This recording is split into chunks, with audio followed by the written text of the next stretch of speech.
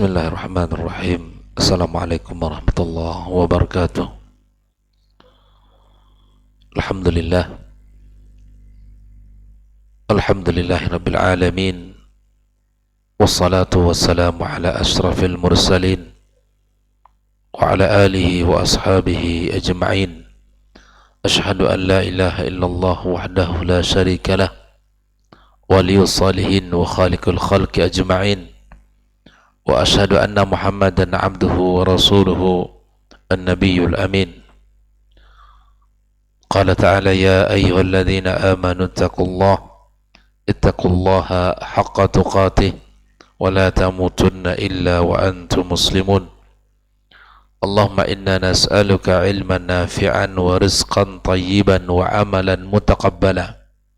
Amma ba'd, ikhwani wa akhwati fid din, kaum muslimin dan muslimat, al-musyahidin wal musyahidat, hafidhakumullahu wa ra'akum. Alhamdulillah, kita bersyukur pada Allah tabaraka wa ta'ala yang telah memberikan kepada kita nikmat yang sangat banyak, nikmat iman, nikmat Islam, nikmat kesehatan, serta nikmat ilmu.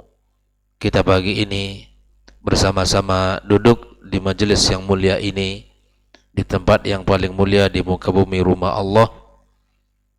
Kita belajar tentang sebuah keutamaan yang ada pada agama yang mulia ini dengan membaca kitab Risalatu Fadlil Islam karya Syekh Muhammad ibn Abdul Wahhab rahimahullah ta'ala rahmatan wasi'ah. Mudah-mudahan ilmu yang kita pelajari membawa kepada kebaikan dan cahaya dalam kehidupan, semakin kokoh dan semakin kuat agama yang ada pada diri kita. Kemudian kita memperbanyak ucapan salat dan salam untuk Nabi besar Muhammad alaihi salatu wassalam. Mudah-mudahan kita termasuk orang-orang yang mendapatkan syafaatnya nanti pada hari kiamat kelak. Ikhwani wa akhwati fid din, kaum muslimin dan muslimat, pagi ini kembali kita melanjutkan pembahasan syarah Risalati Fadlil Islam, masih dalam pembahasan terakhir, hadis yang terakhir tentang annal bid'ata asyaddu minal kabair, bahwa sesungguhnya bid'ah lebih berat dari dosa besar. Pagi ini hadis yang terakhir pada halaman yang ke-95. Halaman yang ke-95. Walahu min hadithi Abi Hurairah radhiyallahu ta'ala an wa lafzuhu man da'a ila hudan. Barang siapa yang mengajak kepada petunjuk, thumma qala man da'a ila dhalalatin, dan siapa yang mengajak kepada kesesatan.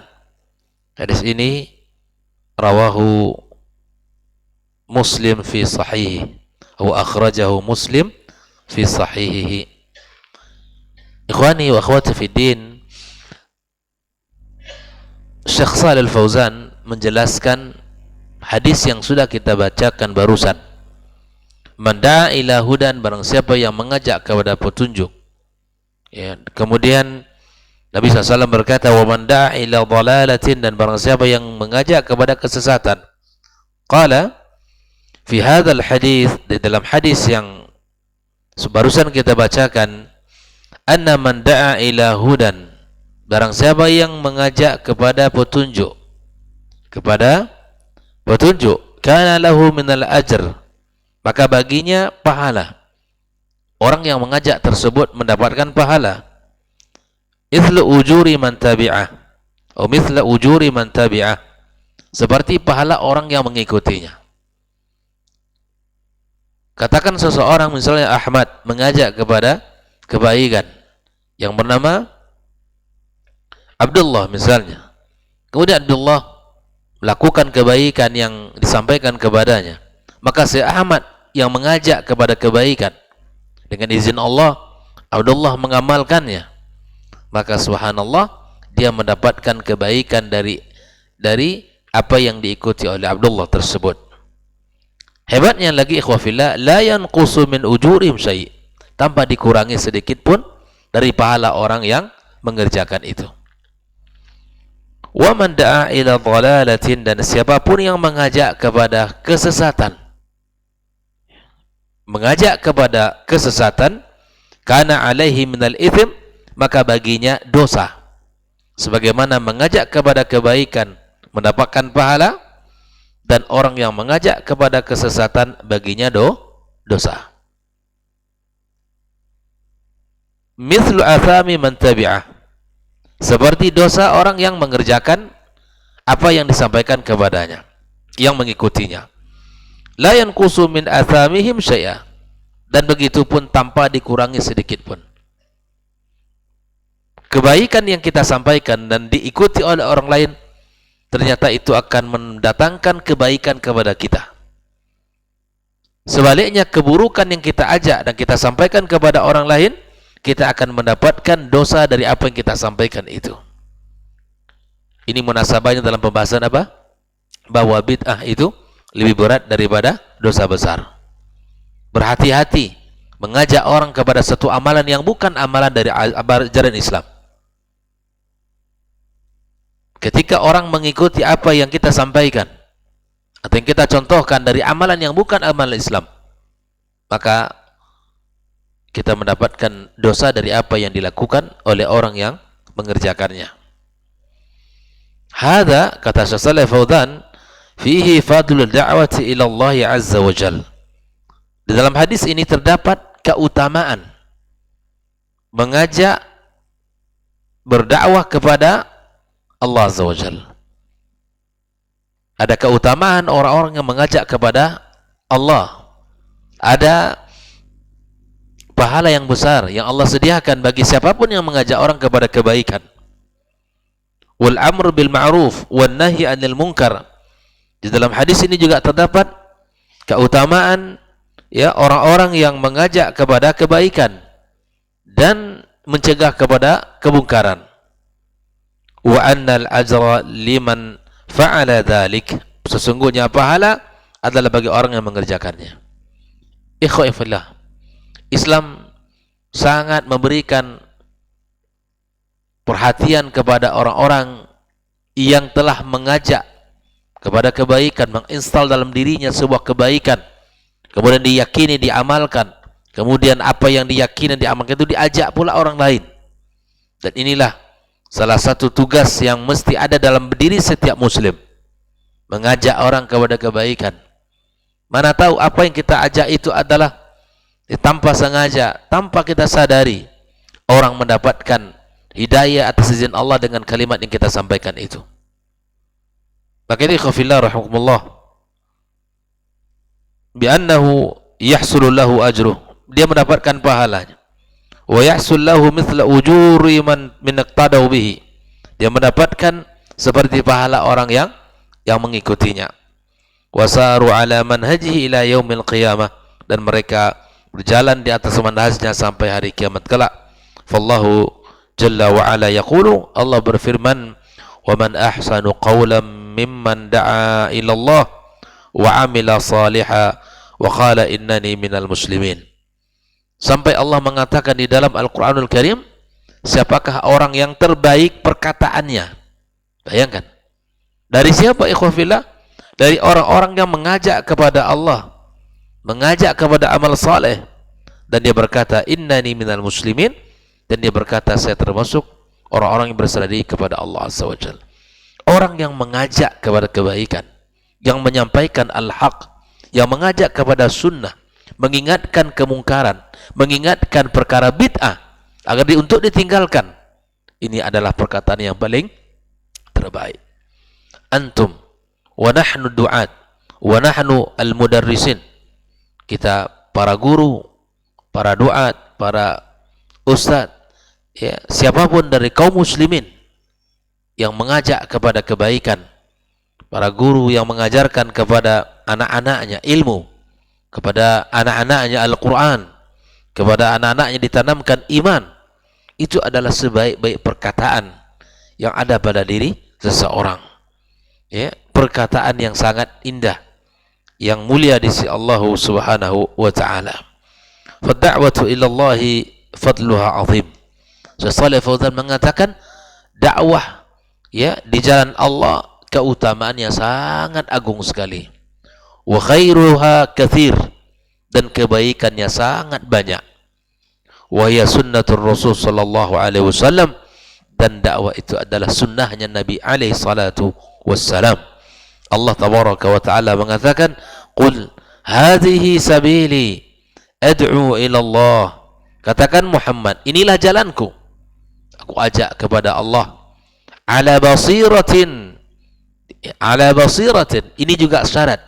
Ketika kita mengajak orang kepada Allah, kepada Islam, kepada dakwah, mesti didasari dengan ilmu. Ya. Ala basiratin ana wa man ittaba'ani wa subhanallah wa ma ana minal musyrikin. Ikhwani wa akhwati fiddin, ini hal yang penting untuk kita perhatikan dalam tugas-tugas mulia kita sebagai seorang muslim.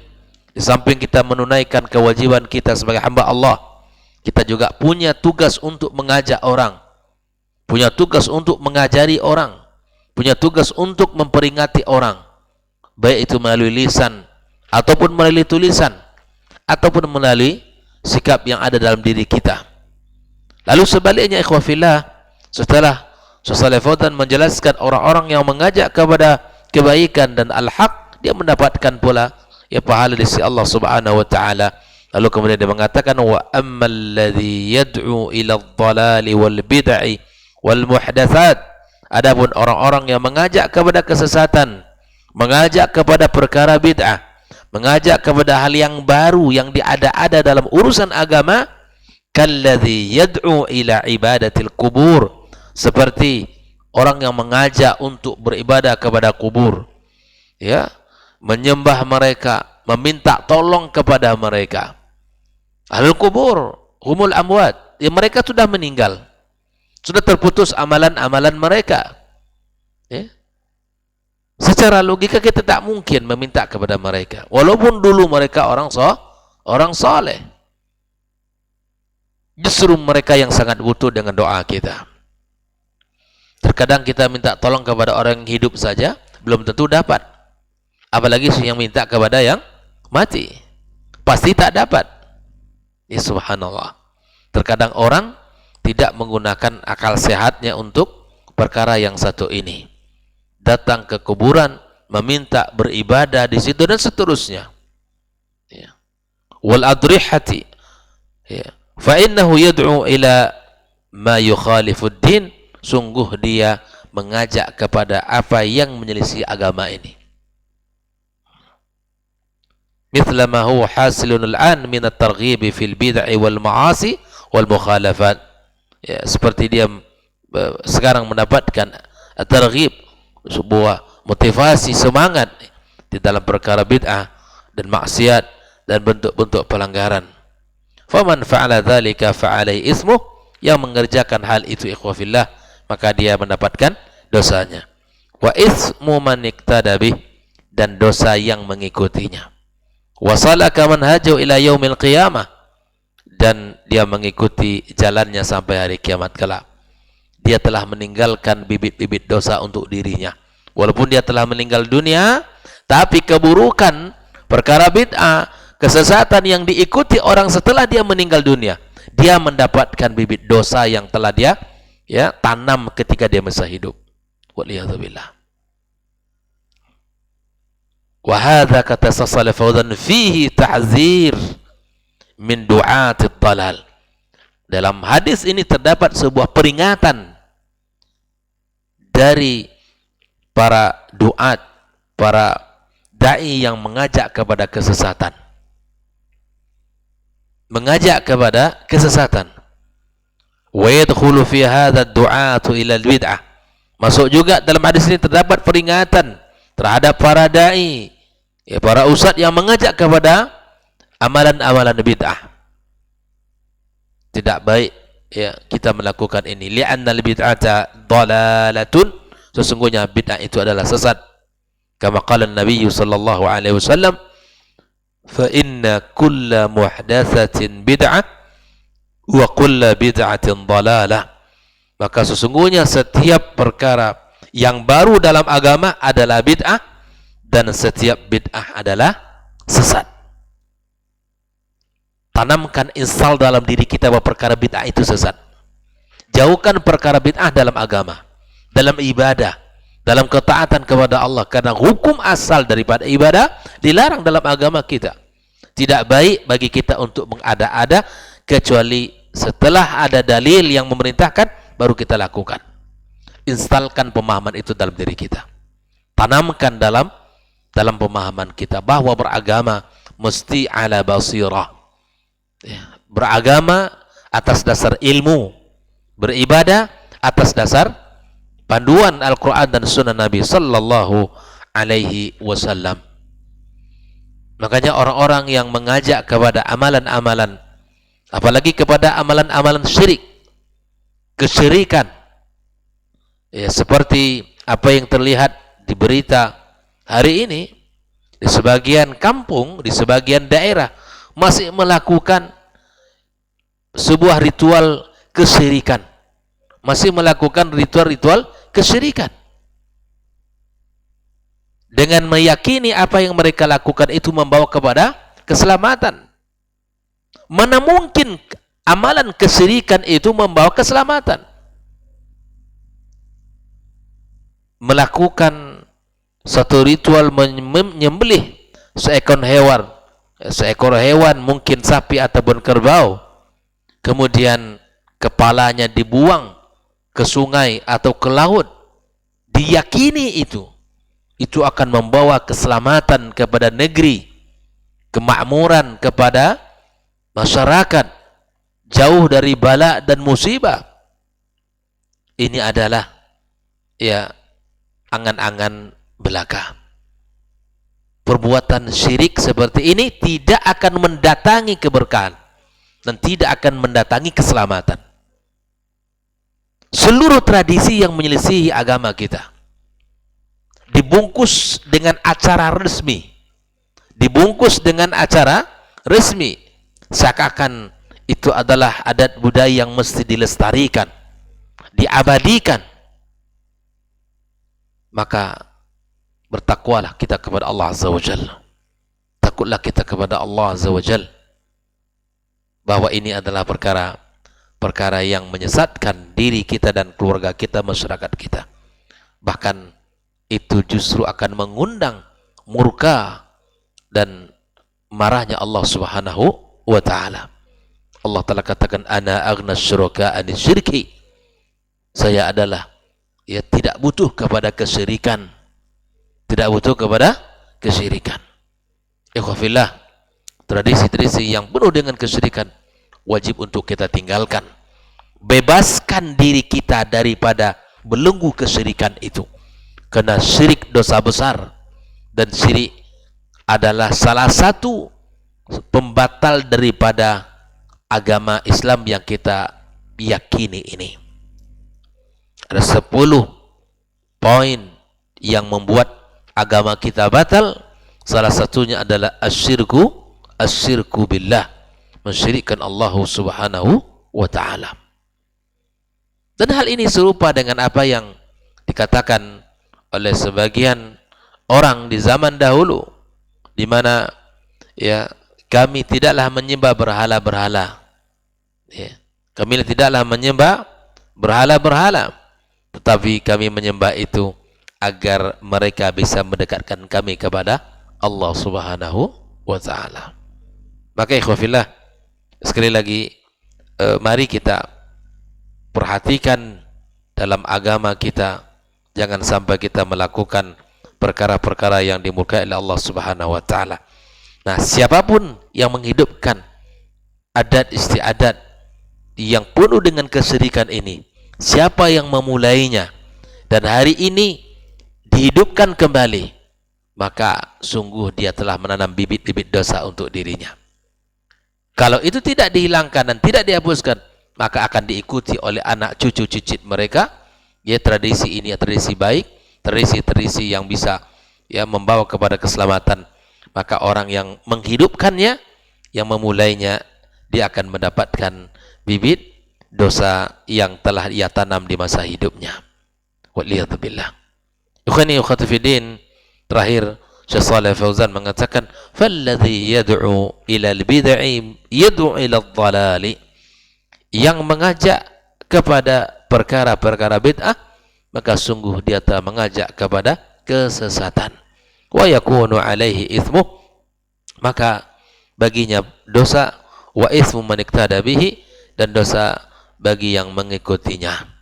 Jadi seperti orang yang menanam kebaikan mendapatkan pahalanya, maka begitupun orang yang mengajak kepada kesesatan, baginya dosanya. Al-jaza'u min jinsil amal, bahwa balasan itu sesuai dengan amal masing-masing. Jika dia memilih amal baik, insya Allah dia akan mendapatkan pahalanya. Namun jika dia memilih jalan kiri, jalan buruk, maka dia mendapatkan dosa-dosanya pula. Maka berhati-hatilah kita dalam beragama, kemudian berhati-hatilah kita di dalam ya melakukan satu keyakinan, harus diawali dengan dalil sehingga kita selamat dari perkara-perkara yang dimurkai oleh Allah Subhanahu wa taala. Ikhwani wa akhwati fiddin, insyaallah besok kita akan masuk pada pembahasan bab yang baru, itu bab majaa annallah tajazat taubata an sahibil bid'ah. Bab yang datang menjelaskan bahwa sesungguhnya Allah menghalangi taubat dari orang pelaku bid'ah. Insyaallah akan kita jelaskan bagaimana pemahamannya dan seperti apa bentuknya. Nah, insyaallah akan kita jelaskan dengan izin Allah Azza wa Jalla pembahasan ini besok pagi. Mudah-mudahan Allah Subhanahu wa taala berikan kesehatan dan berikan kemudahan bagi kita untuk senantiasa duduk dalam majelis ilmu dan mempelajari agama kita yang mulia, dan sehingga kita menjadi orang-orang yang istiqamah di atas syariat yang mulia ini sampai kita bertemu dengan Allah Subhanahu wa taala. Wa sallallahu ala nabiyyina Muhammadin wa sallam, wa subhanakallahumma bihamdika asyhadu an la ilaha illa anta astaghfiruka wa atubu ilaik. Wassalamu alaikum warahmatullahi wabarakatuh.